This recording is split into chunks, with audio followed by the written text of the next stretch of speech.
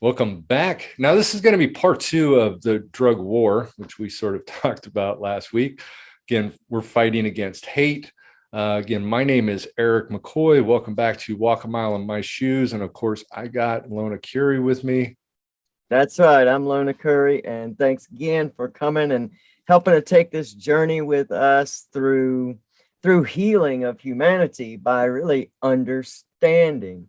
And while Eric and I talk so much about it being a fine line, the only agenda that we have bringing you this show is to have more understanding about some of the things that we kind of stand for in ways that maybe we're just going off of blind faith, so to speak, or blind listening. But it's really great, the dynamic here. What Eric does by going and really diving deep and showing history and bringing out logic to this show is just amazing to me. And so I thank you all for our new listeners. Do all that cool YouTube stuff, like, subscribe, and do all that stuff. Most of all, let us hear from you so that we can walk a mile in your shoes. So I'm looking forward to this one, Eric. I'm looking forward to this part two. Me too, we can definitely. Get into the heart of this thing and keep going with it. Yes. And, hate has no place in America, but I will say that because we are realists in a certain aspect, it's not going away, but hopefully we can help reduce it a little bit and get people to sort of understand. So I want to actually begin with a wonderful statement by our ex-president, Donald Trump. And as I told you guys, we are not agenda-based. Right. Take a look at this. In one voice, our nation must condemn racism, bigotry, and white supremacy. These sinister ideologies must be defeated. Hate has no place in America. Hatred warps the mind, ravages the heart, and devours the soul. Best thing he's ever said, hands down. Only thing I think that I have ever heard a full sentence make complete and utter sense. Now, whether he truly believed that or not is up for debate, but he's really talking about the truth. People don't realize how much their own hatred destroys them from the inside out. And what I love about even visiting these topics is how much of that hatred lives within that people don't even realize lives within them. Whether he believed it or not, at least he said it. He did. And it was convincing. Yes. And it was right on target.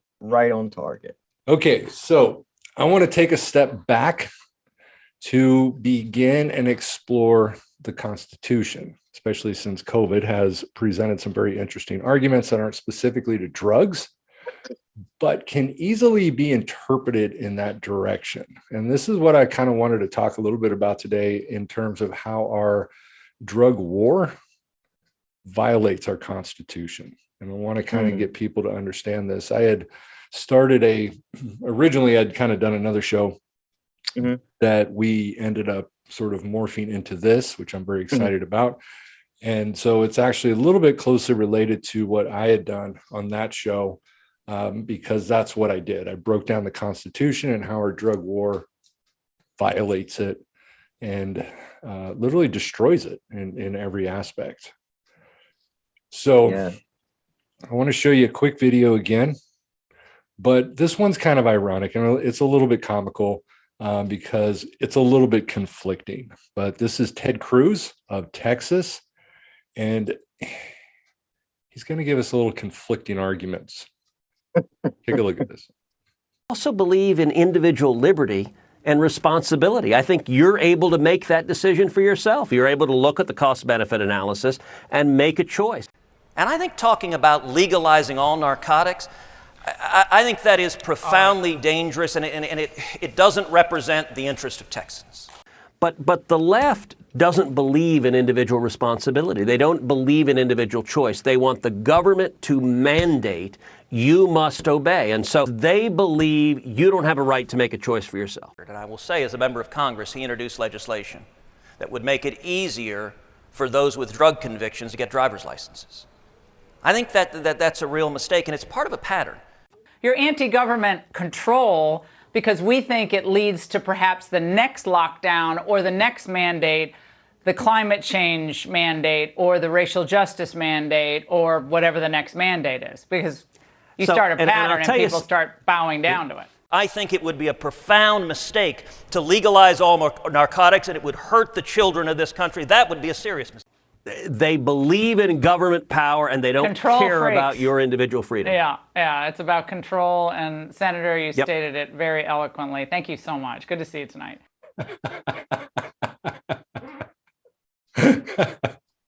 How far can you go back and forth on your argument, right? Oh my gosh. Oh my gosh. I mean, one of those things that just slaps you across the face, like both times, you know, like just back and forth. It's a little confusing. It's very confusing. What I'm still wondering how past drug convictions and a driver's license is dangerous. That was one of my favorite, right? If you have a drug conviction, you can't get a driver's license. But we don't want government control. We don't want the government to control us. What's the next thing they're going to do? Exactly. Okay. So the United States of America has a constitution that I think is, again, highly misunderstood.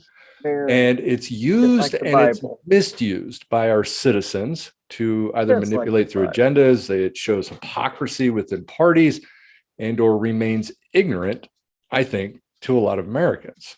Absolutely. You know, as someone who is, again, fighting the stigma of substance abuse, I wanted to explore something that is related to last week's episode a little bit. Are our drug laws even allowed within the Constitution?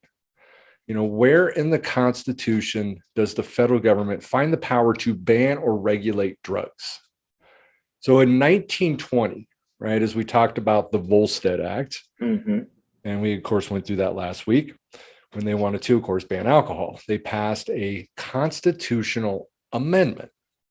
Now, they still didn't have the right to ban what you consume, which is why it actually was not banned to drink. They only banned the manufacture, the sale, and the transportation of alcohol. But we've never passed a constitutional amendment granting the federal government any power to ban marijuana or cocaine or any other drugs out there. You know, so with all the fighting for rights to not wear a mask, or the anti-vaxxers, right, refusing to get vaccinated because they have the right to choose. Right? Where are these screamers regarding your right to choose or not choose to do drugs? Right? Absolutely. It is a choice. Yes. You know, people have rights that our government cannot violate. You know, Thomas Jefferson defined them as the rights of life, the liberty, and the pursuit of happiness, right? We have the right and the responsibility to make important decisions about our own lives. You know, Ted Cruz said what he said, and yes, it wasn't about drugs, but your right to choose what you do with your body. Correct. And that one literally kind of made my head spin a little. Especially like coming out of Texas at this Absolutely. Point, you know, the First Amendment of the Constitution, right, says Congress shall make no law respecting an establishment of religion, speech, or press, or the right of the people to peaceably to assemble and to petition the government for a redress of grievances, right? This amendment is violated in so many ways by our drug laws, beginning with religion. What does religious freedom actually mean? Not much, unless you practice the right religion. Right. You know, what if we said that Catholics and Christians can no longer use wine as they break the bread? Ooh. A lot of people would flip out, right? Oh, yeah. Now, here's Trump stating how important this is. And again, he's fighting for us, all right? All right. Today, with one clear voice, the United States of America calls upon the nations of the world to end religious persecution.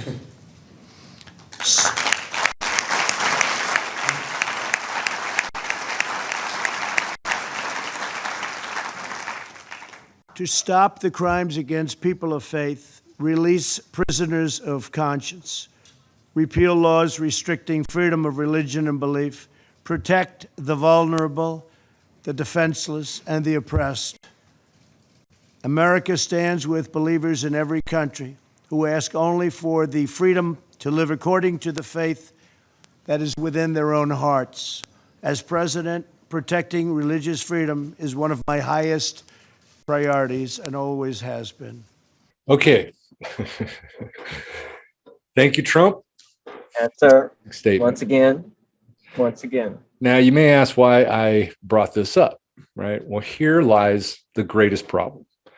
Native Americans, okay, have long used hallucinogens as religious rights and have risked penalties under federal law for the peaceful exercise of their religion. Now, this brings us to a fundamental incompatibility between the First Amendment and this fantastic drug war. Absolutely. So under the American Indian Religious Freedom Restoration Act that was enacted in 1994, okay, American Indians can use peyote because it's part of their religion. But the US government today still attempts to control this freedom that they were given, right? Or honestly, I could say we were given, or it should have been we, right? Yeah. So here's what's fun. Here's what's interesting. So a United States Supreme Court was analyzed. They analyzed a religious group's use of psychedelic plant under the Religious Freedom Restoration Act of 1993. Okay, so that case said the United States must show compelling interest for prohibiting the importation and use of psychedelic substances for sincere religious purposes.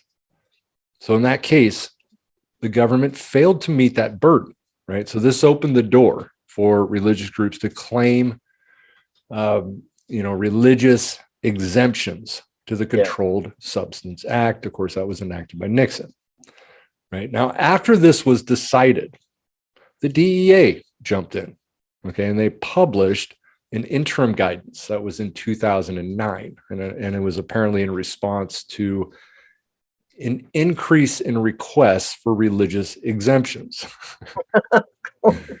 So the DEA, they categorized the interim guidance as, in a quote, it was kind of quote unquote as an interim measure, though it still guides religious exemption petitioners 11 years later. Right? And they noted that the interim guidance merely provided guidance to petitioners. Though in reality, okay, and this is reality, it published what is effectively a licensing process that places all kinds of burdens on the people that are seeking this religious exemption. Okay, so they have to provide detailed written information about their religious beliefs and the nature that the DEA can presumably analyze to determine if that belief was a religious belief and if it's actually sincere. I was going to ask, who gauges sincerity? Like, who gets to decide sincerity? The DEA. The DEA. Right? And so in doing this, the DEA established its own criteria for what is and is not, of course, a religion, and what is and is not sincere. Of course they did. So for peyote users to be jailed because they don't believe in a spiritual dimension, right, is sort of a de facto government endorsement and granted privilege for some religious groups and not for others. So if it can conceivably be allowed for some, then it must constitutionally be allowed to everyone, because everyone's supposed to be treated the same. And they're supposed to be. Yet for peyote users, of course, to be jailed, again, despite their religious liberty, is to be religious or not religious. So the only way to reconcile the religious liberty with this federal drug law is to abolish it altogether. You have to. Yeah. Why can some use it and others cannot? Right. If I'm, our Constitution, right, you have the right to be religious. but you have the right to not be religious also. So if you're not Absolutely. religious, then obviously you're not able to do that. If you Exactly. are, but of course, only under the standards of the DEA. Absolutely. So if we don't run you out with the ridiculous amount of paperwork and stuff you're going to have to do to even get it there, then we're going to find other ways. So it's you know as a person, as a trans human being, a part of the LGBTQ plus community since I'm 19 years old, this is the same argument that has been had with the Constitution and America this entire time. Who gets to choose, Yeah.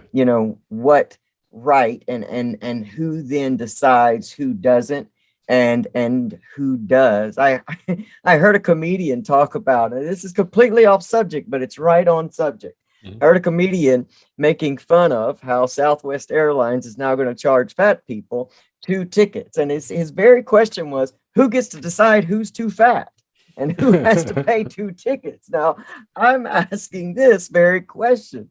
Who gets to decide who's religious enough and who's not? Well, And who it's- gets to decide this Constitution where it works out and for whom it does not? yeah, and it's the very organization that raids people and busts people and takes drugs and all that kind of stuff. So Absolutely. they're the ones that get to control this.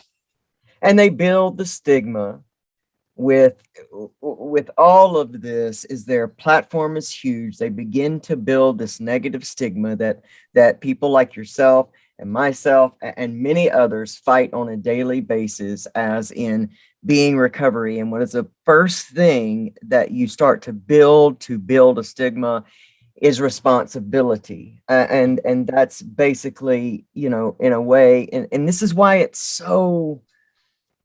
this is why I appreciate what we're doing here, because there's so much that's right under the surface that people don't ever see. And there should be a question that we ask ourselves. And this is the question: do we believe that drug abuse and mental health are a choice? And these are the same organizations with the DEA and their ability to write the criteria for this Constitution. How much of all of this have they now put out into the public, and how much of it do we believe over years of programming? And when we make something a choice, we automatically think differently about it. The same questions come up for users. Why can't you just stop? Same with mental health mental health issues. Why can't you just snap out of this? Mhm. That's where stigma is born. Absolutely. And if they can't win by completely cutting this out, well, we will come with another agenda. We will come around the back way and vilify this. I mean, the American Indians were vilified from the get-go anyway for, just being who they were, so that there's still so much of that stigma in being. I'm an American Indian, almost 3/4. There's still a lot of stigma that goes with just being American Indian in this country. You might be able to use peyote then. Maybe not though, because you may need to be 100%. Who knows? Well, probably 110%, in fact, because there'll be a loophole. Yes. And I'll get tired before I continue to write all the essays and stuff you got to prove. So, I won't be able to get it because I just won't give it the time. Yeah. But very interesting, man. Very interesting information. Well, and if you go back to, what also is very disturbing, go back to the Harrison Narcotics Act, right? Mhm. In 1914, where, they basically said that, oh, you can prescribe heroin and you can prescribe cocaine, but not to addicts though. So they get to determine, who is the one that gets these substances. The federal government determines that.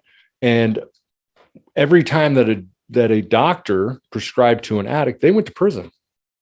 Well, and we're still with that. I mean, this brings us to that perfect moment of what I experienced this week, because we are still living as far away from that as we are.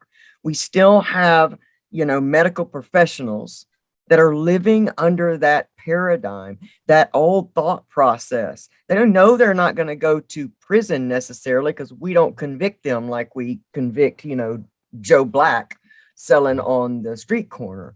But you will, once a medical professional makes a decision about you for whatever reason, because he doesn't have to tell you what it is that tipped him off or what he is thinking.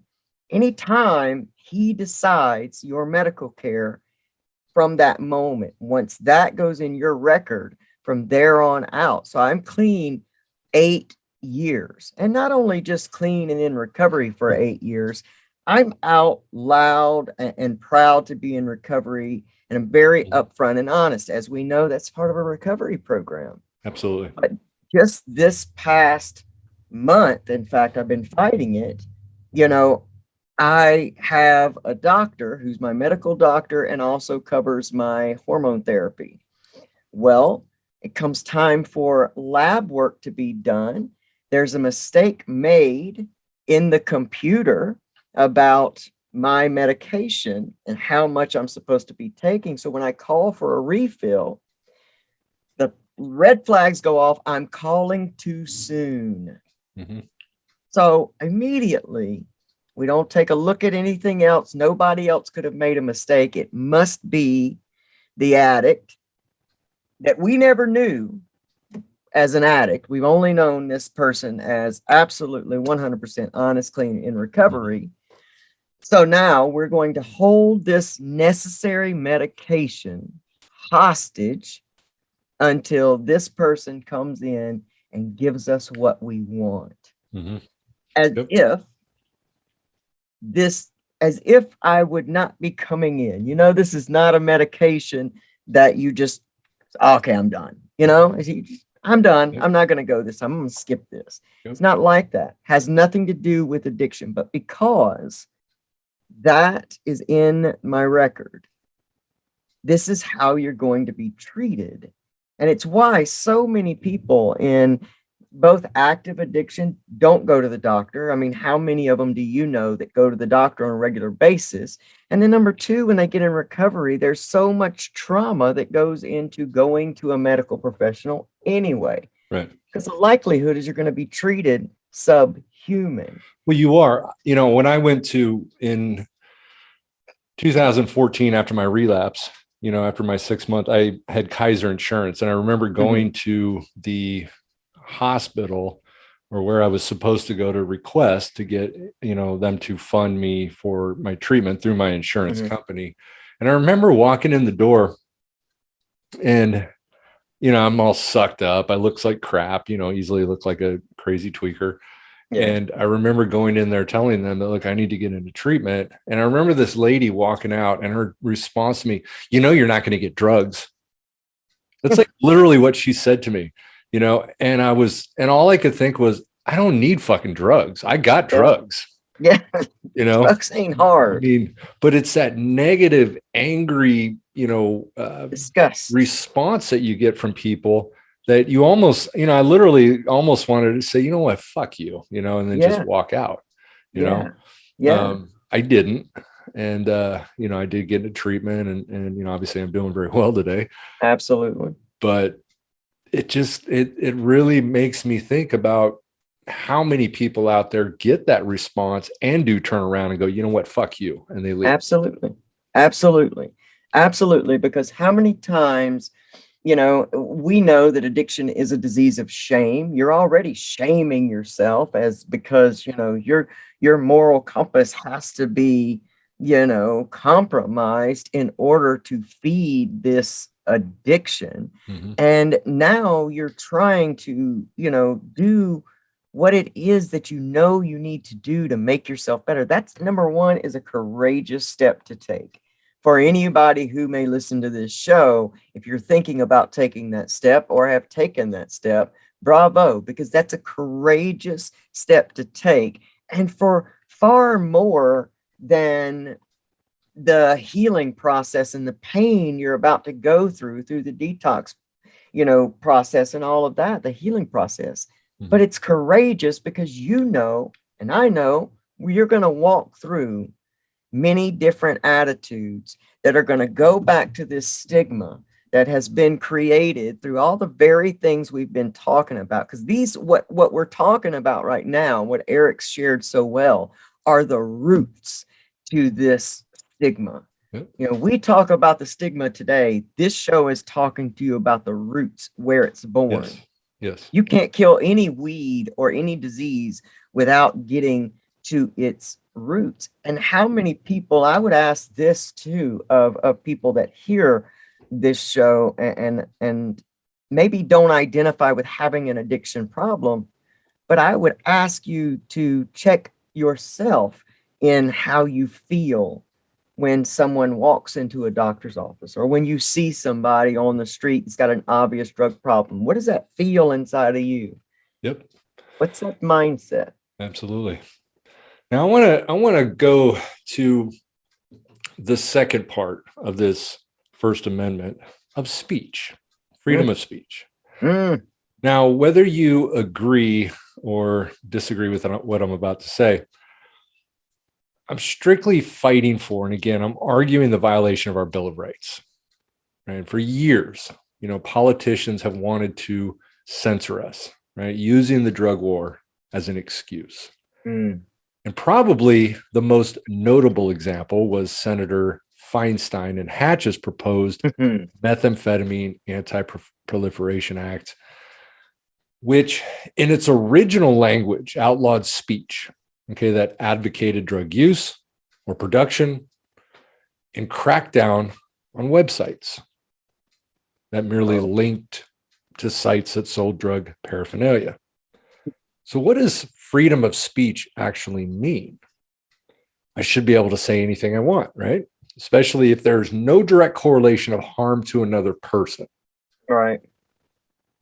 Now, I have such an issue with this freedom of speech, and working in the substance abuse industry. You know, we basically always tell people, and it literally is about this, you know, we believe in confidentiality. It's very, very important, unless you say you're going to hurt yourself or hurt somebody else. Right. Then we're going to put you in lock you in a hospital. We're going to call the police. You'll have charges filed against you, blah, blah, blah, blah, blah. Yep. Yep. These types of laws also really bother me, because maybe if I start hearing things from people, maybe I'll say, whoa, maybe this person has a problem. Maybe I could reach out and help this person, but they're not going to say that. And they're not going to talk about things, because it could put you in jail. We could put you in a hospital. It did me in jail. Now I want to show you guys a really great video of a very well-known example of somebody that was arrested on federal charges, not for drugs, but drug paraphernalia. Anybody know what I'm talking about? Tommy Chong. All right, take a look at this. Here's how I broke the law.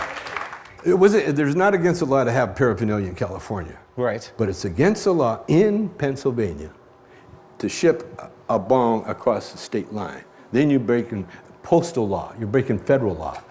They would phone up and say, we want you to send, and we would tell them, or the company would say, no, we can't send it to you because you're in a, you know, no bong zone, you know? And so they ordered all these bongs, you know, and whoever they talked to, which was probably an agent, and I suspect they put an undercover agent into the factory, said okay, and then they shipped it. And they broke the law. That's the only way they got me. In the indictment read that I should go to jail because I made movies that depicted law enforcement agents in a non-flattering manner. Yes. So he got arrested for mailing glass. Wow. I mean, it wasn't even drugs. With no resin, no nothing, Yeah. blown glass. And so the funny part, so it was U.S. Attorney Mary Buchman that prosecuted him. Right? Chong pleaded guilty in U.S. District Court 2003, I think it was, to a charge of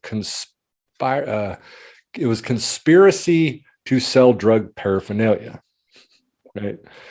So, and supposedly, and sort of what he was talking about is investigators sort of duped the workers at his family company, which is called Chong Glass, into, and they were Chong bongs, shipping several bongs to an undercover shop in Beaver County as part of a crackdown on head shops. And this is sort of, Yeah. and this was in Western Pennsylvania by Buchman's office and the wonderful DEA, right? So Chong's indictment stated that he was targeted in part for, quote unquote, okay, from the indictment, glamorizing illegal distribution and use of marijuana, and noted, right, the 1978 movie Up in Smoke, of course, which was the first one. Favorite one. Cheech and Chong, right? Yep. So he was pushed for freedom of speech. Of course, making a movie, I thought you could say anything you wanted, but obviously it pissed them off. And so, and then it wasn't even drugs. This had nothing to do with drugs. It was glass. I mean, how do you California used to always have this law that, you can go to head shops, you can buy glass pipes that, we used to smoke meth in. They'd sell bongs, but as long as you never said marijuana, for tobacco use only. And who the fuck smokes tobacco out of those things? Right. But it goes back to you just can't say it. There are things that you cannot say. Freedom of speech. I thought I could say anything I wanted. I mean, you can buy the Anarchist Cookbook, right? Which shows you how to make bombs. Yeah. But you can't tell anybody how to make meth or to, do, cook up the DMT, properly into the mix that you drink. So as long as you don't say those things, there's no freedom. Freedom of speech. What does it mean?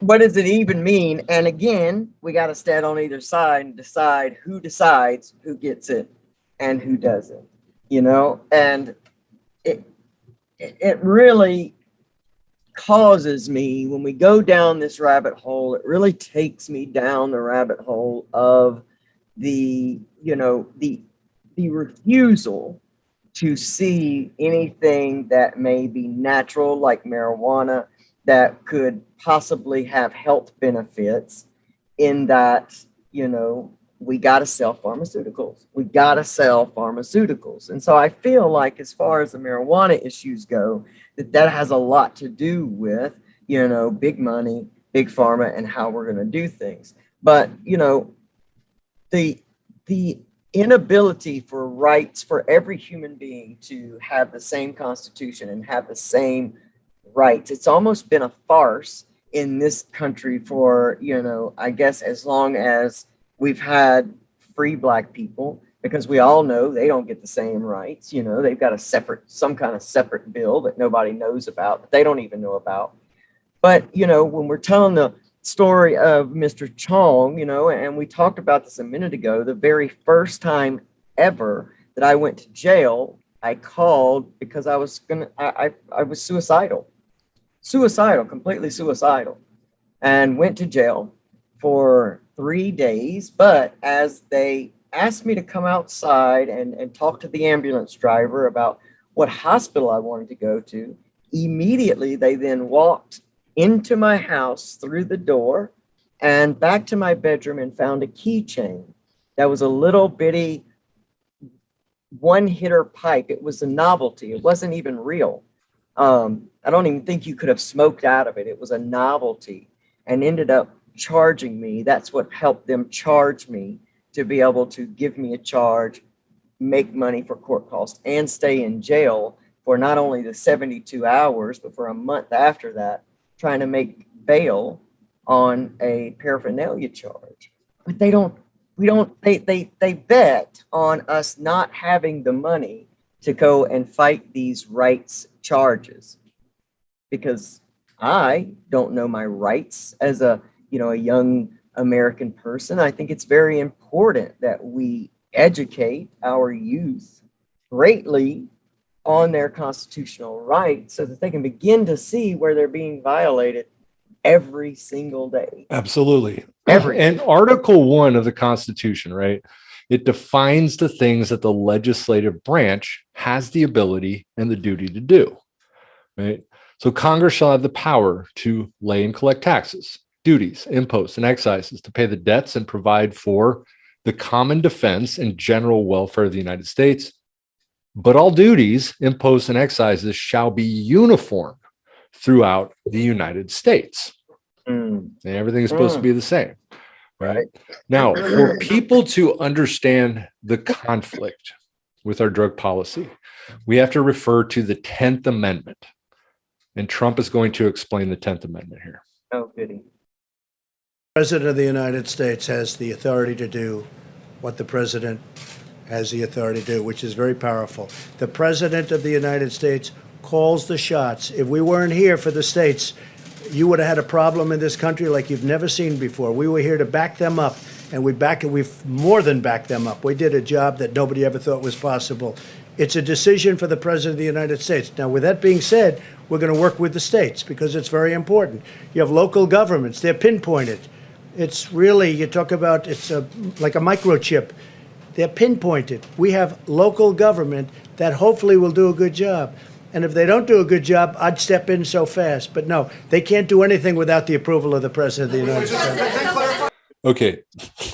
Yo, yo, yo, yo, yo. President's gonna do what the president's gonna do. Okay, wait, sorry. I think that was actually the wrong video. Anyways, I'll explain the 10th Amendment here. Okay, so the 10th Amendment, right? The powers that are not delegated to the United States by the Constitution, nor prohibited by it to the states, are reserved to the states respectively, or to the people. So what does this mean? This means that if the Constitution does not grant the power to the federal government over something, then it's for the states and the people to decide. So some people here would say that this is probably the most important amendment. If the federal government obeyed it, the entire federal drug war as we know it would be impossible. Absolutely. So I wanted to kind of show you, but that was the wrong video. Actually, Trump basically was saying that he doesn't know what the 10th Amendment is, and that somehow he has the authority to do what he wants to do, which violates the 10th Amendment. He's the daddy that's gonna spank the kids. I hope the kids behave, but if they don't, I'm gonna step in so fast. Absolutely. So the 9th Amendment, right? And this is also very important for you to understand this, is the enumeration in the Constitution of certain rights shall not be construed to deny or disparage others retained by the people.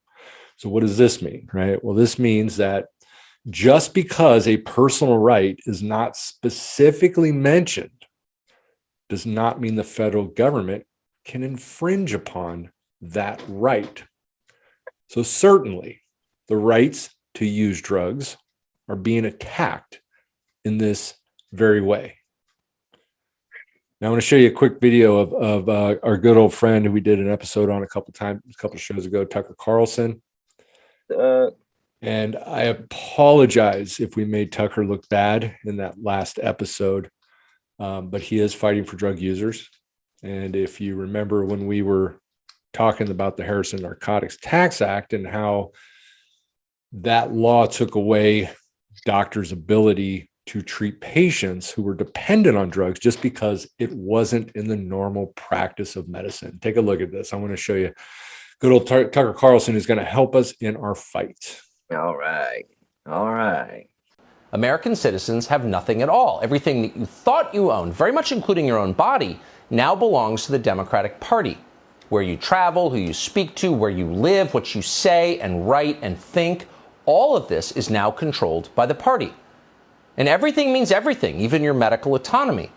This is funny because for decades they have told us, they have shrieked at us, that medical decisions can only be made between you and your personal physician. That is a sacred pact. Politicians have no right to tell doctors what to do. Hey, politicians, get your hands off my body. That would be the Handmaid's Tale, remember? Turns out they didn't mean it. So, right? Yeah. I mean, he's completely online with us, right? Yep. Yep. So I think Yep. he has realized that addiction is a disease, right? As the American Medical and American Psychiatric Association has determined, right? Yep. So, as Tucker is saying, right, in moral terms, and this is what the drug war means, that it's the denial of self-ownership, right? Someone who can't decide what to put in himself does not own himself, Yeah. right? The Yeah. logic of the drug war is that the government owns you. Absolutely. And Tucker told us that. Good job, Tucker Carlson. Thank you. Good job, Appreciate Doug. Yep. Thank you. it. So, nothing gives power to Congress to outlaw anything I consume. How did this happen? How did this happen? So, I define this as a great manipulation and supporters who seriously lack knowledge. Absolutely. So, here we go. In the early 20th century, right, states traditionally enjoyed exclusive police powers independent of federal authority to protect the quote unquote health, welfare, safety, and morals of their citizens. And then we had the New Deal that was in the 1930s. And there was a case law that it was interpreting the Commerce Clause to give Congress powers to regulate interstate affairs that affected interstate commerce. And by the 1960s, cases that were coming out of the civil rights struggle gave Congress the right to regulate social policy in the states. Right? So federal commerce power is now so expansive, right, that the individual states seem to have no discretion left to exercise their traditional police powers. Ironically, Republicans, they push for small government, but they created this war, right, which drastically expanded the government. Think about this, right? Yes. Pick and choose. You know, they want less money towards helping people in need. Yep. Yep. And have spent over $1 trillion on the longest war in American history, which is Absolutely the wonderful war on drugs. Absolutely. Absolutely. So U.S. Senate Republican leader Mitch McConnell argues to end this war on drugs because it is too much money. Okay, not really, but this could be an argument. Take a look. Good argument. Trillions more borrowing and trillions more spending when inflation is already sticking American families with higher costs. So apparently, tragedy and comedy really are two sides of the same coin. The tragedy is that Democrats want to inflict all this pain on middle-class families. Here's the comedy. They won't let Republicans have any say in this monstrosity, but they want our help raising their credit card to make it happen. Democrats want Republicans to help them raise the debt limit so they can keep spending historic sums of money with zero Republican input and zero Republican votes. And there you have it. Good job. Thank you. There you go, Mitch. Yep. Yes, sir. So the economic and the political costs, all right, of prohibition policies run deeper than the price tag, right, of largely ineffective policing interdiction. Yep. You know, the massive drug profits that are driven by high prices made it possible by illicit markets, right, that fund the Taliban and other anti-government forces. You know, the opium economy is the source of so many distortions, right, including inflation, as he had mentioned, speculation in real estate markets, and the undermining of economic sectors that can provide an alternative to drug marketing. Yep. What about those Bill of Rights that are argued exclusively for agendas, right? That's right. Second Amendment, argued extensively by Republicans. But is that the only amendment that matters? It seems like it sometimes. Sometimes it does. It seems to be the First Amendment with Christianity, Yep. with all the other religions, Yep. and the Second Amendment, the right to bear arms, right? Yep. And it seems to be the one fought over the most. Why? So let's look at that, right? Let's We do it. discussed the First Amendment, which only seems important, again, with what? Christianity. Yeah. Yes. So just going by the wording, right? Congress shall make no law respecting an establishment of religion, not Christianity. That's right. So the First Amendment and the Second Amendment are important and they should be upheld, right? Everybody. But let's continue. Let's do it. Now, I will say the third doesn't really apply to what we're talking about here today. So we're going to move on to the fourth, right? What does the fourth say?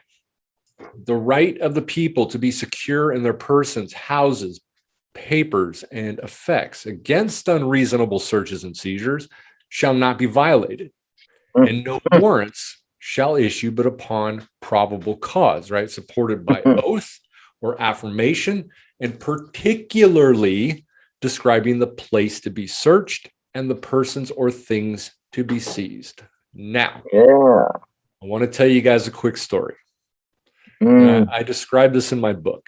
Okay. I experienced this process of my home being raided by a drug task force in 1999. I also had another one later in 2001. But the 1999 one revolved around a girl, okay, who was busted by her probation officer at home, and she rolled over on us. Wanted to get a lesser sentence. Now, once they came through my door, I was presented with a warrant. And see if this holds to the Fourth Amendment. So it requires governmental searches and seizures to be conducted with a search warrant, which was issued. Okay, I had the search warrant. It was sanctioned by probable cause, which is very questionable, as I'll describe here in a minute. And it was supported by an oath describing the place to be searched and persons or things to be seized, which it did.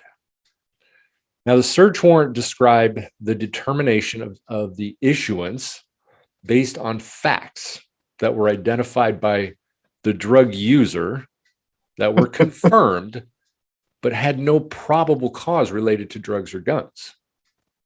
So she informed them that I drove a 1994 Chevy Corsica, which I did, where I worked, and that I arrived home around 8 a.m., which I did. And I lived at the complex they raided, which I did. So this information was validated by the police, and it was used to confirm, based on her oath, that she was truthful. This, to me, I don't believe is probable cause. And I think we were experiencing an unreasonable search and seizure. Right. And the police were pissed. Right? So on the search warrant, it specifically said that we had an arsenal of weapons. Arsenal. Which we did not. We didn't have a single weapon. And that we had massive quantities of methamphetamine, which we did not. They literally found a tiny little bindle that was in my wallet. And that's all that I had, aside from the paraphernalia that they found. Now, again, whether they were angry at us for not getting the bust that they were hoping for, or with the girl who had lied about what they would find, we were treated so disrespectfully. It was absolutely insane. The guy's like searching through my stuff. He's spitting sunflower seeds in my clothes all over my, bed and all kinds of stuff. I mean, I think that was kind of uncalled for. You know what I mean? Of course. Yes. So warrants have become a mere bureaucratic technicality, right? Rubber stamped, or often neglected altogether. And that is actually what happened in 2002 and 2001, when I was caught by the task force that were attempting to try to get somebody to buy drugs from me, which they never actually did. But they blocked us in, told me they had a search warrant to search my vehicles, search warrant to search my rooms, of course, which they did because they're the cops and they can do what they want. But there was never any search warrant, right? No-knock raids, okay, have become a commonplace in modern American life. Yeah. So the Fourth Amendment of the United States, which guarantees, again, quote, against unreasonable searches and seizures, and prohibits warrants on anything but probable cause, is probably one of the greatest casualties of this wonderful drug war that we are currently in. So since the early 1970s, okay, almost all searches and seizures reaching the United States Supreme Court have been approved. Absolutely. The court has held, for example, that a search on an invalid warrant does not require any remedy so long as the police acted in quote unquote good faith. Good. Right? Which who decides Yeah. that theirs is better than yours? Absolutely. Again, stigma. Can't be trusted, can be trusted. Yep. Police may, or people in a sense could be stopped in their cars or in their airports, trains, or buses and submitted to questioning and dog sniffs, right? Yep. Police can search an open field without warrant or cause, even if it has no trespassing signs. Absolutely. Police trespass is a criminal offense. Right? They may also search garbage cans, of course, without cause. Of course, that's out on public property. If they have reasonable suspicion, the police can search our bodies, mobile homes, closed containers, as well as cars, right? Themselves can be searched without a warrant. Yes, let me add this too, because back in 2009, I worked at a convenience store, a local convenience store that was open all night. So I got to spend a good amount of time with our local sheriff's deputies. And one of them in particular told me that he carries a book around because I asked all these questions in our late night conversations. And he told me that he carries a book around that has, he said, it's about this thick and I can get behind anybody I want and find a reason in that book to give probable cause and I can pull them over. As we were talking about racial and substance profiling. And this was his exact answer to me is basically, I can choose to pull anyone over for whatever I want, as long as I can find some technicality in this huge book to put down on paper. Yeah, as long as you can validate it. Exactly. Exactly. I'm going to show you, let me show you a quick video real quick of a no-knock raid. No-knock raids.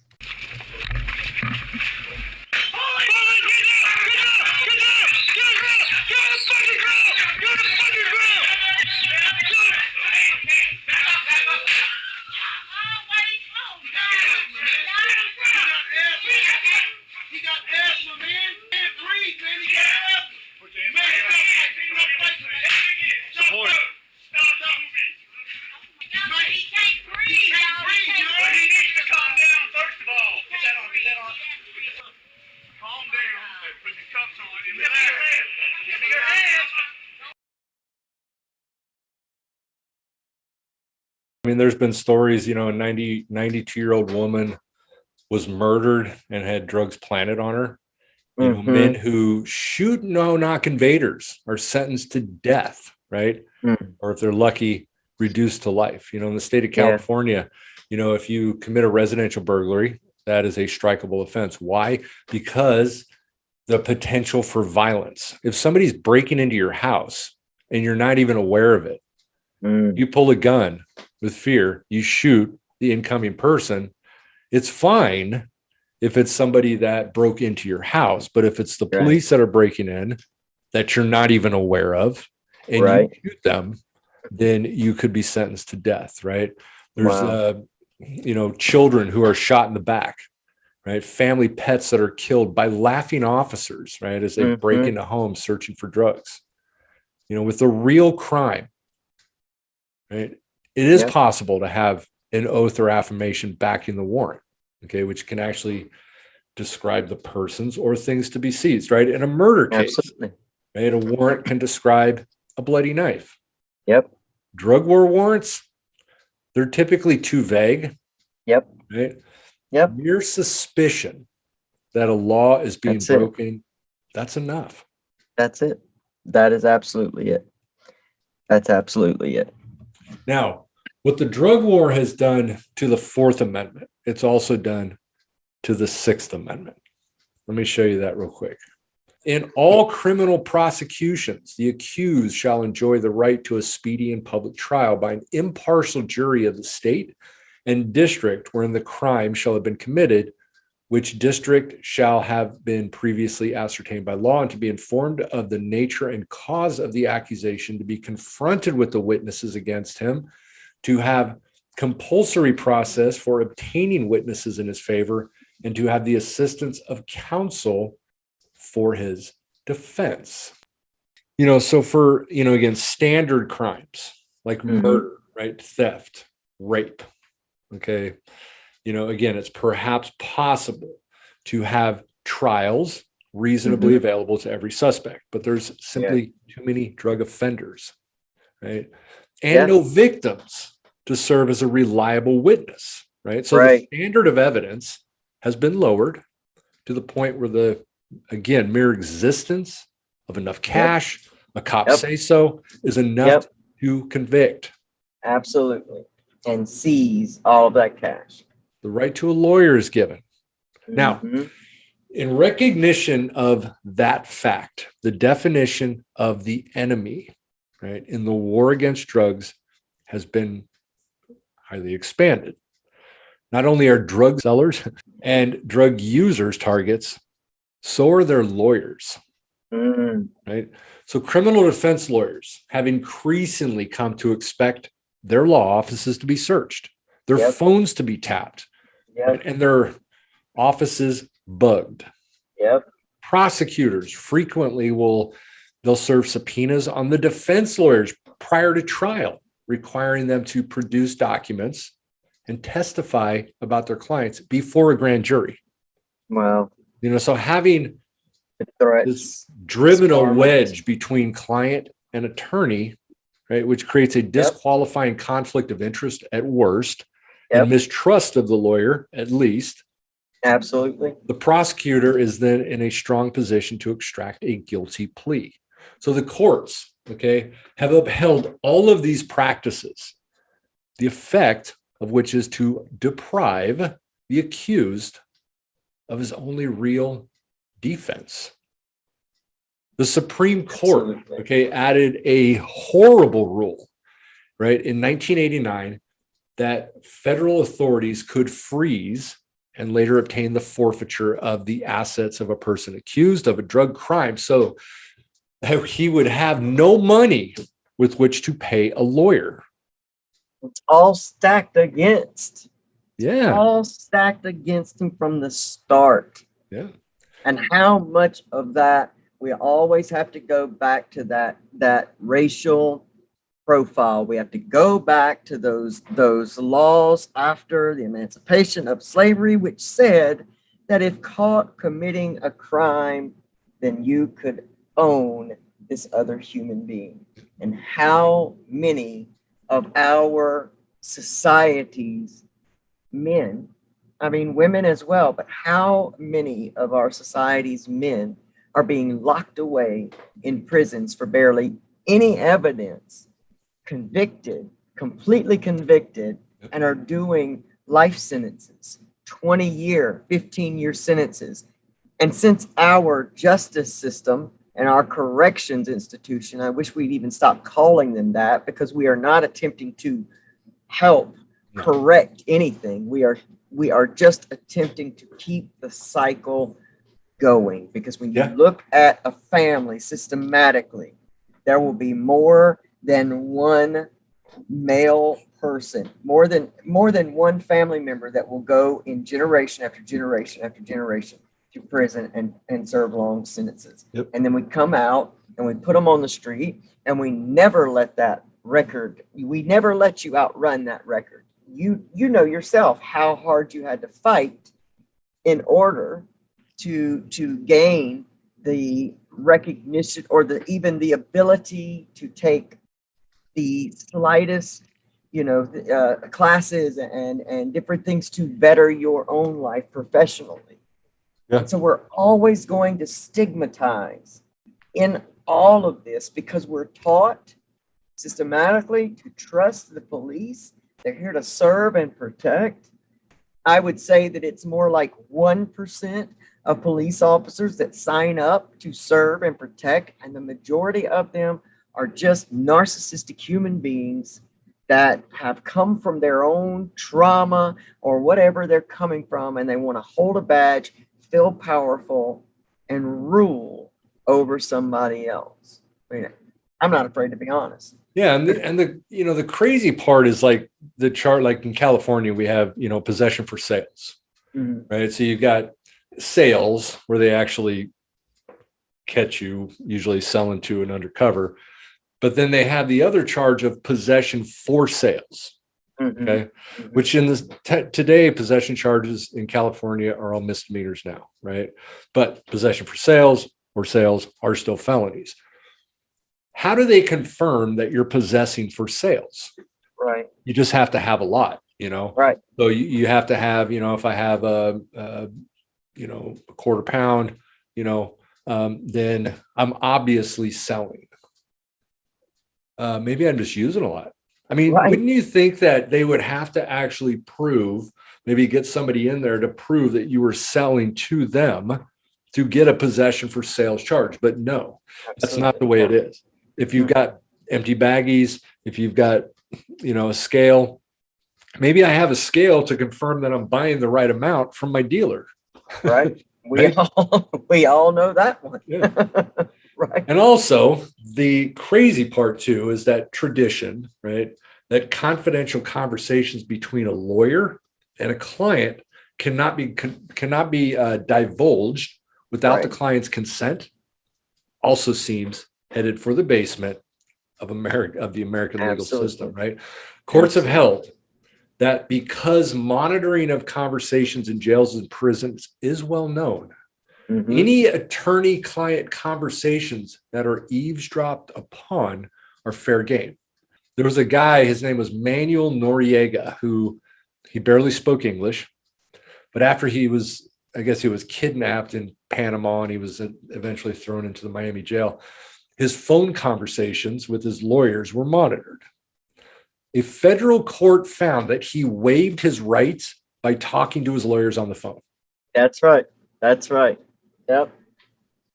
So, again, so then we come to the Fifth Amendment. Let's take a look at that. No person shall be held to answer for a capital or otherwise infamous crime unless on a presentment or indictment of grand jury, except in cases arising in the land or naval forces or in the militia when in actual service in the time of war or public danger, nor shall any person be subject for the same offense to be twice put in jeopardy of life or limb, nor shall be compelled in any criminal case to be a witness against himself, nor be deprived of life, liberty, or property without due process of law, nor shall private property be taken for public use without just compensation. So the Fifth Amendment brings an interesting story. And I think we may have talked about this, but I'll bring this up again of Timothy Leary. Now, remember, that it was believed by Congress that they didn't have the power to tell you that you couldn't consume something. Because remember, back at that time, especially the Marijuana Tax Act and the laws that came about, it was a tax. And so Dr. Timothy Leary, he was again, renowned advocate of the psychedelic drug research, accompanied by his daughter, his son, and two other people they were on an automobile trip from New York to Mexico and back, and they drove across the Texas-Mexico International Bridge, where a U.S. Customs agent stopped them, and they searched their car, discovering marijuana in the car and in Leary's daughter's possession. Now, Leary was indicted, and it was under a subsection of the Marijuana Tax Act, right? And at his trial before the district court, which resulted in his conviction, he admitted acquiring the marijuana in New York and driving with it to Texas, then to the Mexican customs station, and then, of course, back to the United States. Now, the Marijuana Tax Act levied an occupational tax upon all those who deal in the drug, right, and required that the taxpayer register their name and their place of business with the IRS. Again, all this was overseen by the IRS. Timothy Leary contended that the Marijuana Tax Act denied him due process by compelling him to expose himself to a real and appreciable risk of self-incrimination. Right? So though Leary was arrested for violating the Marijuana Tax Act, it was also illegal in the state of Texas to possess marijuana. So compliance under federal law would have provided self-incriminating evidence under state law. Yeah. So the Marijuana Tax Act was found to be unconstitutional. But of course, this was repealed by the U.S. Congress in the Comprehensive Drug Abuse Prevention and Control Act of 1970. Good old Richard Nixon. Good old Rich. So the entire Bill of Rights, with the exception of a couple, have been shredded in the drug war. So if one abolishes man's freedom to determine their own consumption, one does indeed take all freedoms away. Now, what about the Seventh Amendment? In suits at common law where the value in controversy shall exceed $20, the right of trial by jury shall be preserved, and no fact tried by a jury shall be otherwise re-examined in any court of the United States than according to the rules of common law. So what does this mean, right? So I don't know if I talked on this one before about civil asset forfeiture, but it's important to recognize, right, that there is no criminal hearings for the vast majority of the forfeiture victims. Right. Okay. The property is seized through civil litigation, but since the property itself and not the owner is on trial, the Bill of Rights offers no protection to this. So there's no right to a trial. So if a person wants to reclaim his confiscated property, he has to ask for a trial. Now, if the court rules that the property be returned, the government can ask for another trial, since double jeopardy, as we call it, doesn't apply. Right. Or they can return the property, of course, if they want them to pay hundreds of thousands, maybe $1 million in fines. Right. Again, the entire Bill of Rights has been shredded in the drug war. Right? If one abolishes man's freedom to determine his own consumption, one does indeed take all freedoms away. Yes. Now, next on our list is the Eighth Amendment, which guarantees that excessive bail shall not be required, nor excessive fines are imposed, nor cruel and unusual punishment is inflicted. All right. Now I want to show you a video of our current president, Joe Biden. First, we have to join together to ensure that drug dealers are punished swiftly, surely, and severely. And in line with what the president is calling for, we have to hold every drug user accountable. Because if there were no drug users, there would be no appetite for drugs and there'd be no market for them.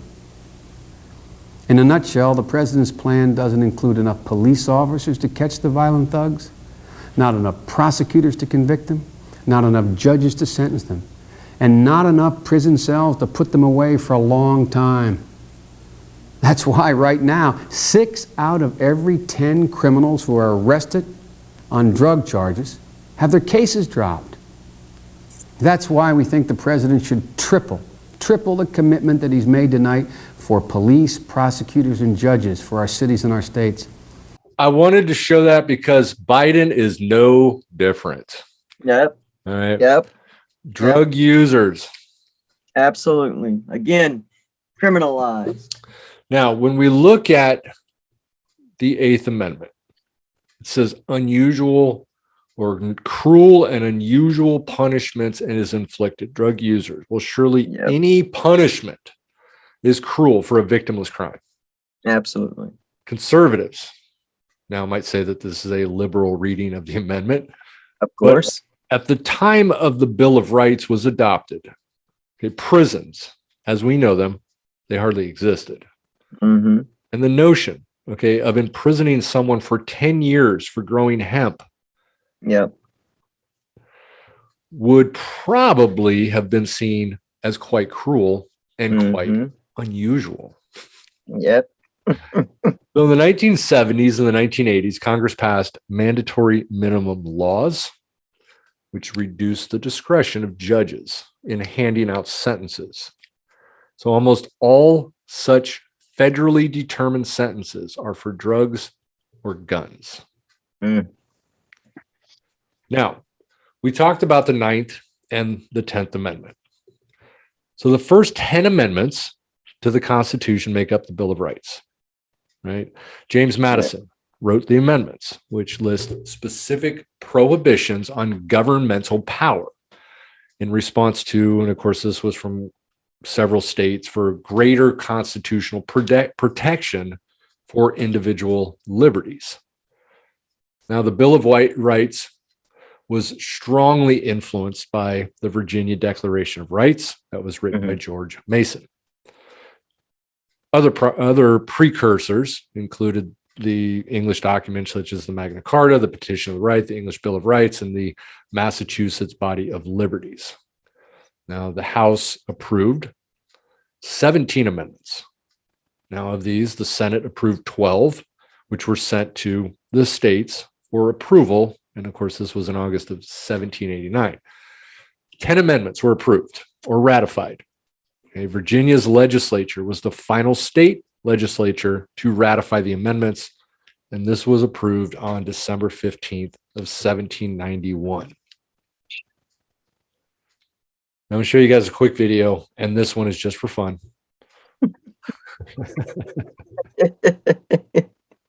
We won with poorly educated. I love the poorly educated.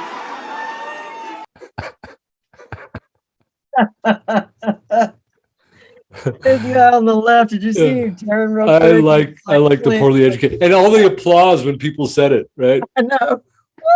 Yeah. Now, why would he say this? Okay, there is a reason. There he is. And it is because he needs uneducated to continue, well, currently now, to continue pumping money into his cause of not caring about America. Right. And I believe that he has sort of proven this, right? Because, okay, to care about America doesn't mean I care about the people who support me or agree with me, but instead America and Americans. Yes. Yes. Everybody. This is where we stand in our country today, is that it is a me society, and where it is just simply like that. It's like, I'm going to support these people that think like me and talk like me, and there's no error, there's no space for people to disagree anymore and still remain in relationship or close relationship. I mean, it's just like we've got to be broken open to break out of this I format that we are in. And it starts with these, because we still haven't even gotten to, and I think that we should really do a part 3 of this, where we really get into the emotional side and the trauma that is born out of what's happening with all of this stigma, and especially when we talk about this area where it's drug abuse, the families of, abusers, what's happening to these children, I don't even think as a country we truly understand how much our actions, the environment play into our children as 0 to 7 years old. Yep. We still, there are some that still have that mindset of they're not going to remember this. You were too young to remember that. And it's not the memory, it's what's happening to trauma in the body. And I think that this is a great, would lead into an amazing interview about really, we're dealing with a society of traumatized human beings. And again, we look at these, we look at these laws, and again, going back to unintended consequences, and they're so political. I mean, everything is so political. And I want to show you guys a video real quick of something I came across, and it just sort of reminded me again of how politically based and how people applaud for destroying people's lives. Take a look at this. I ask each American to be strong in your intolerance of illegal drug use and firm in your commitment to a drug-free America. United, together, we can see to it that there's no sanctuary for the drug criminals who are pilfering human dignity and pandering despair. And now, Paula, if you and your colleagues will join Nancy and me, we'll get on with the signing of that bill, making it the law of the land.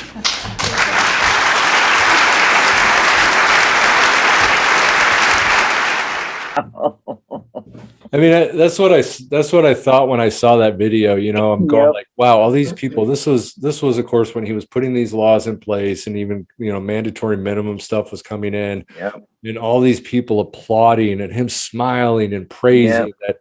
And how many people's lives did they destroy as a result of that? Still destroying to this day.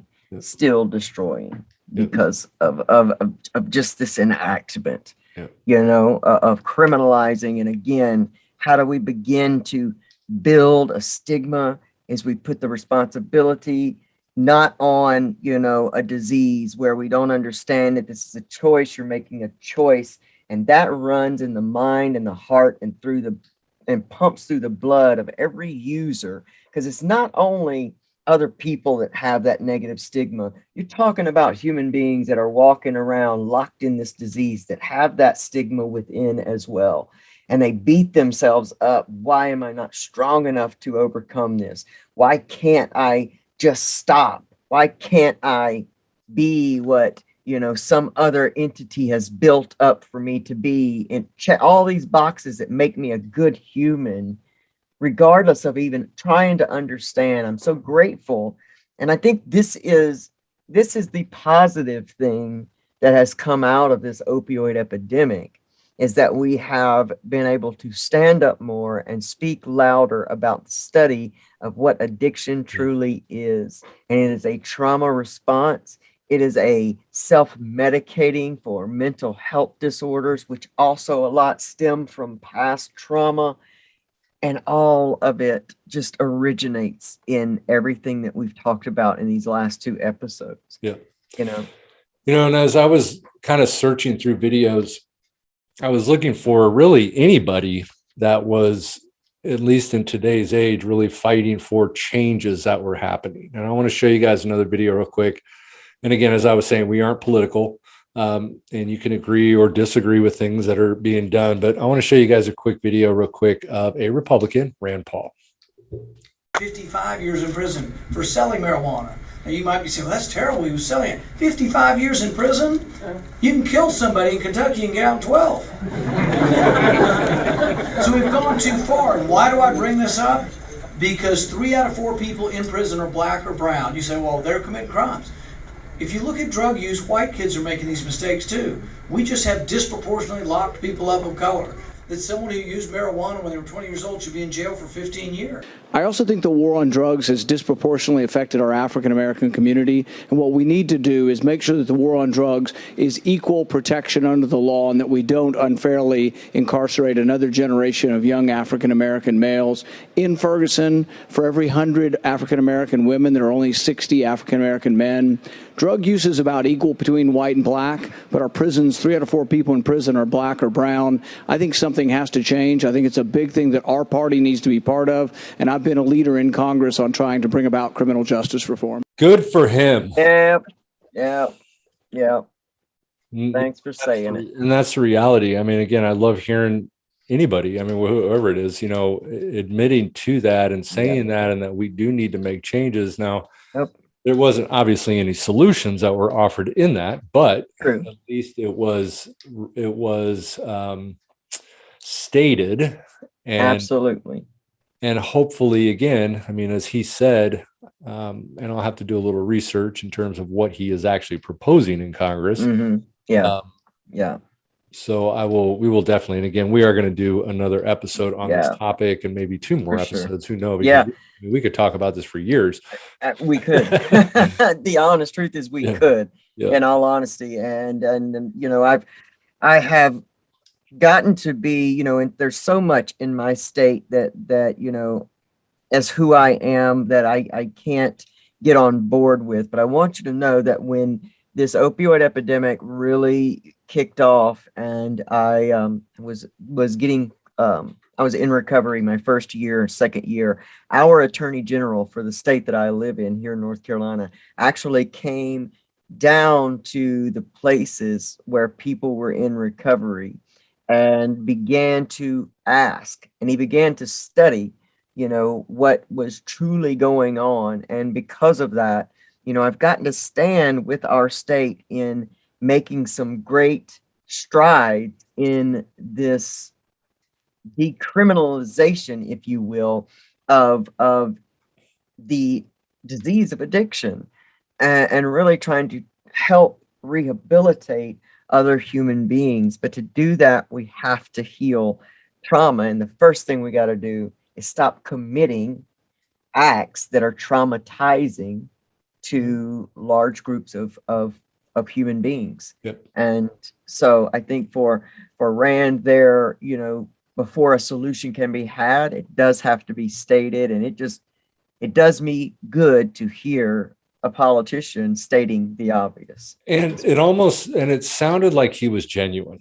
Yeah, for it really did. And really did. Now I want to finish this with Biden. And probably one of the greatest issues that I had with Biden was the Violent Crime Control and Law Enforcement Act, which is also sort of today known as the 1994 crime law. Yep. Was the result of years of work by Biden, who oversaw the Senate Judiciary Committee at the time, and as well as other Democrats.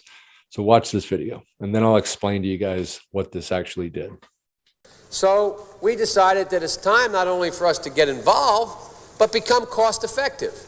And we found out, Madam President, that the build and maintain boot camps is more effective and cheaper than to build and maintain prisons. And we found out that of 840,000, 850,000 people in state prison systems, 160,000 of them were first-time nonviolent offenders. Now, why should they be taking up space in a prison system requiring those folks to pay $30,000 a year to keep them there? Why not put them in a boot camp? Why not put them in a Quonset hut? Why not put them behind barbed wire instead of a wall that's 20 feet high and 3 feet thick and costs tens of thousands of dollars to build? These are people who are not a risk to the community, but they deserve to be punished. There's a contradiction in terms. No, he was actually talking about, ways to reduce the funding by prisons, keeping them locked up though, right? This was an attempt to address a big issue in America, of course, at the time, right? Crime, particularly violent crime.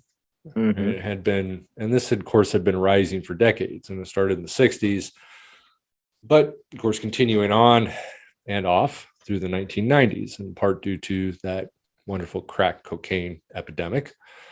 Politically, the legislation, right, was also a chance for the Democrats, including the recently elected President Bill Clinton, to wrestle the issue of crime away from the Republicans. Right? Polling suggested Americans were very concerned about high crime back then. So Biden received or revealed, I guess, in the politics of the 1994 law, bragging after he passed that the liberal wing of the Democratic Party was now for 60 new death penalties, 70 enhanced penalties, and 100,000 cops and 125,000 new state prison cells. The law imposed tougher prison sentences at the federal level and encouraged states to do the same thing. So it provided funds for states to build more prisons, aimed to fund 100,000 more cops, and backed grant programs that encouraged police officers to carry out more drug-related arrests. And of course, this was an escalation of the war on drugs. And of course, Bill Clinton signed this into law. So, as we can see, politically, they're all fucked up. It doesn't matter if you're Republican. It doesn't matter if you're Democrat. They're all fucked up, right? Absolutely. Again, it's all agenda-based. Everything is. Everything. You know, as we kind of pointed out with, we were talking about Nixon, then we went into Reagan, then we went into Bush. That continued pressure of war on drugs, it didn't end there. And Clinton, now I will say that, when we got into Obama was much more about treatment. He even admitted to using drugs when he was younger. Bill Clinton smoked weed but didn't inhale. That's right. Shit. Come on, dude. Like, how do you even smoke it and not inhale? I mean, you got to breathe in. You know what I mean? Like, and this is so stupid. I know. See, again, politicians, treating people as they're stupid. It's stupid. Absolutely. So when do we fire up the human agenda? That's the agenda that I'm ready to see. And I hope to be a part of the spearhead for that agenda, where we actually begin to open people up. Because at this point, Eric, I mean, there's so much of the herd mentality that people, and I think that's why our system has just gone so haywire at this point, because it's time to awaken and think for ourselves. And until things get so ridiculous, we want to be thought for. We want to be told what to do. We want to be told who's right and who's wrong and who's the villain, who's the good guy. But the thing about it, people, is it's time to awaken to our own thought processes, to realize how we feel about things, to realize that we can follow our hearts and our minds, and that we can trust ourselves to do, the right thing for our fellow human being and for ourselves. And I think that, I don't think, I just feel in my soul that that's where we are at this point in history. And we got to admit, things have just gotten so freaking ridiculous that, I remember just the other day, I'm trying to explain to someone who's very close to me, a young person, about a relationship that's so toxic. And yet he doesn't want to hear that. It's like, you can explain it a million times, but it's like, I just want this person to tell me what I already know, but I just want them to tell me so I can now have the excuse to think for myself, be for myself. Yeah, I mean, we looked at this whole, process. I mean, going, last week, and then of course, with the stuff that we've talked about today. Yeah. And, as United States citizens, and again, whatever your thought process is on this, they violate the Constitution, whether you like it or not. So many of these laws violate our rights, the Bill of Rights, within our Constitution.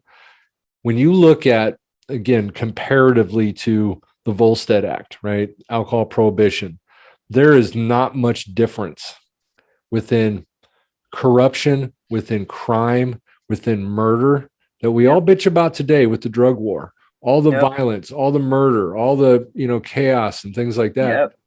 And all those same things are happening, not because of the drug, but because of the legality behind the drug. Again, price goes up. Money is always supreme. I mean, we see that everywhere. Everybody wants lots of money. So when the black market booms because of our laws, right, they become the perfect playground for murder. Absolutely. You steal my dope. Yep. I kill you. Absolutely. I see you having large quantities of dope. I want it. I got to get rid of you. Yep. It makes sense. Not in the light that I would ever do that, but just from a common sense standpoint, it all fits in, So, the flip side of it all is that if you legalize drugs, which I know a lot of people are completely opposed, then you can regulate it. You can have more control over it. Because it's illegal, there's nobody looking into it to be able to say, hey, what is it that we're taking?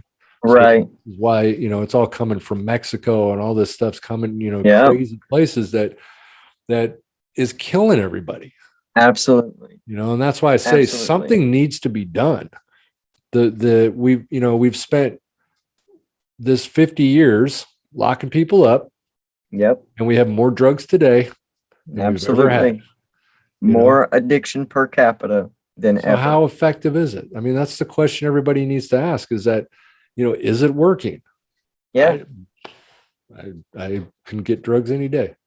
It's a radical idea, and to legalize something because you have this idea in your head that the world's going to get lawless. Well, let me wake you up to this fact. The world's freaking lawless. 100%. You feel me?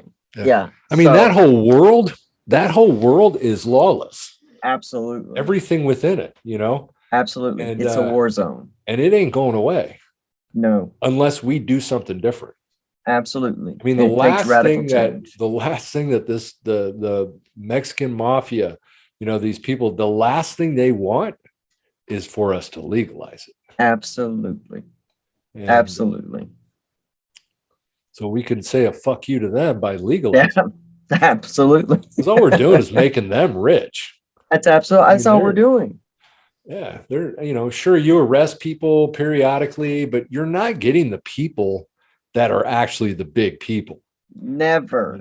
Never. They're still sitting out there, because they send in their goons. They send in the drug addicts that are needing dope that we really should be helping, that need help. But they're the ones that get busted. I mean, I've had so many friends of mine that got involved in all that stuff, right? Strictly for their habit. Yeah. And and they're not the kingpins. No, I never sold dope for profit. I wish I could say I had, but I never sold dope for profit. It was pure survival. Absolutely.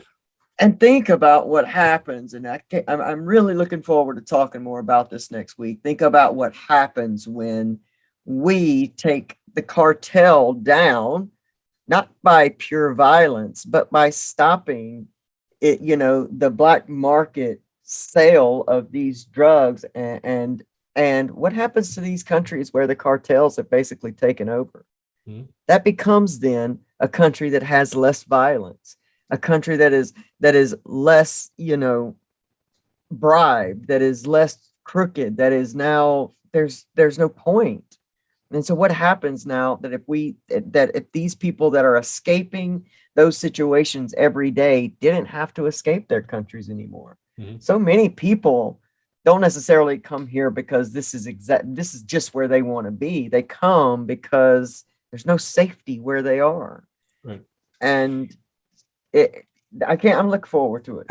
It's funny, the argument of the Republicans too, like with guns, if we make guns illegal or we make them harder to get, they're still going to get it.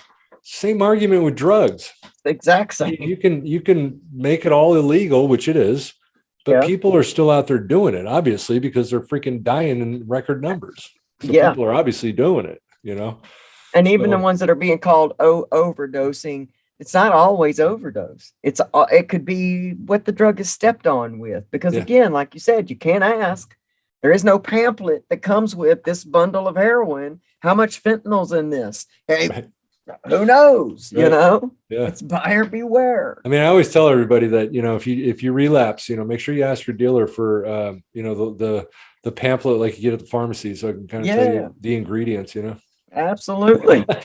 Absolutely. Yeah. All right. Well, hey, I want to thank everybody for this another episode of Walk a Mile in My Shoes. I am really Absolutely. enjoying this stuff. This is too. a lot of fun. Yeah. Although, I mean, I like the fact that we're talking about something, especially with this topic, that's very near and dear to my heart. Yes, me too, man. And I definitely, I think we should do another episode next week on this Oh, yeah. topic. Yeah.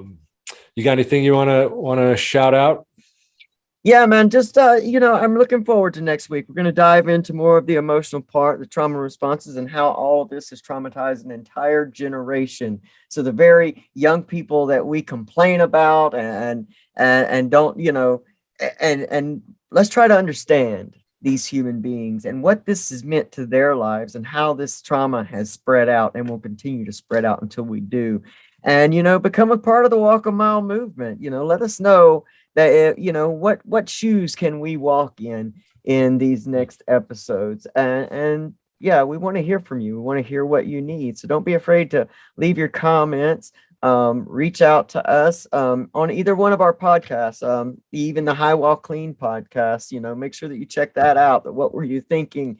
LA Talk Radio with Eric and Marilla McCoy. And be sure to visit me over on the Transgender Mentor YouTube channel and Recovery Soul Food, because really we're human beings in the world trying to make a difference. And we want to be sure to walk a mile in your shoes in order to be a difference and make that difference. Absolutely. So thanks All so right, much, well, Eric. Absolutely. Another great Thank episode, you. man. And again, I want to thank everybody for watching, and we look forward to next week. We'll see you then. Always. Yeah.